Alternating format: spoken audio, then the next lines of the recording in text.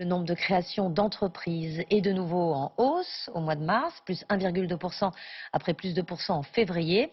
Cela concerne principalement les secteurs de l'industrie et de l'aide aux entreprises. Créer son affaire peut être périlleux, vertigineux.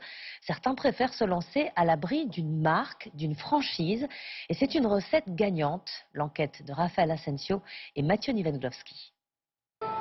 Restauration rapide, habillement, immobilier ou même grande surface, plus de 80 000 points de vente sont des franchises, avec derrière des entrepreneurs indépendants.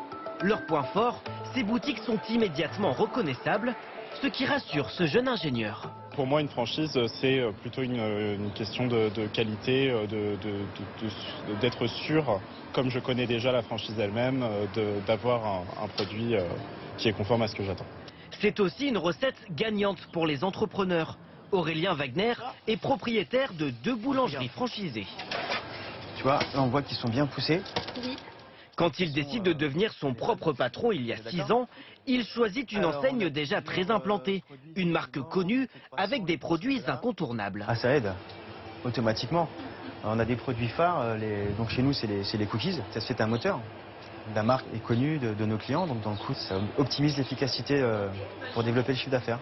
Mais être franchisé, c'est suivre un cahier des charges très précis et respecter les règles établies par la marque. Avec à la clé, au moins 4 inspections par an. Très beau rayon, bravo l'équipe. Aujourd'hui, Sylvia Touboulik-Bartho vérifie que tout est conforme. Les recettes sont, oui, à suivre, elles sont les mêmes. C'est-à-dire que vous alliez à Marseille, à Paris ou à Compiègne, ce que vous trouverez dans un magasin Michelin, ce sera la même chose. Un cadre imposé, rassurant pour beaucoup de ces nouveaux patrons. 4 franchisés sur 10 ont fait une reconversion. Stéphane Baillet, par exemple, était directeur commercial dans le prêt-à-porter et depuis 6 mois, il vend des cuisines. À l'intérieur du magasin, on a une dizaine de cuisines qui sont représentées. Il a investi 500 000 €. La marque lui a trouvé l'emplacement, a réalisé les plans du magasin et a monté les cuisines d'exposition. Le savoir-faire est apporté par la franchise. On se concentre sur l'essentiel de notre métier de franchisé, c'est-à-dire comment je fais pour recruter l'équipe, développer l'équipe. Un service clé en main qui a convaincu Stéphane Baillet de se lancer. Alors qu'il n'était pas un expert du secteur, il a ouvert sa franchise en moins d'1 an. Et à 55 ans, il n'avait pas de temps à perdre. Et vous auriez pu vous lancer dans la cuisine sans passer par une franchise? Non, clairement non.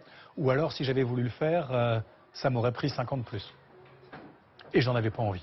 La marque lui promet au moins 1,5 million d'euros de chiffre d'affaires, sur lequel il doit reverser environ 6%, encourageant pour Stéphane Baillet qui envisage déjà d'ouvrir un 2e magasin.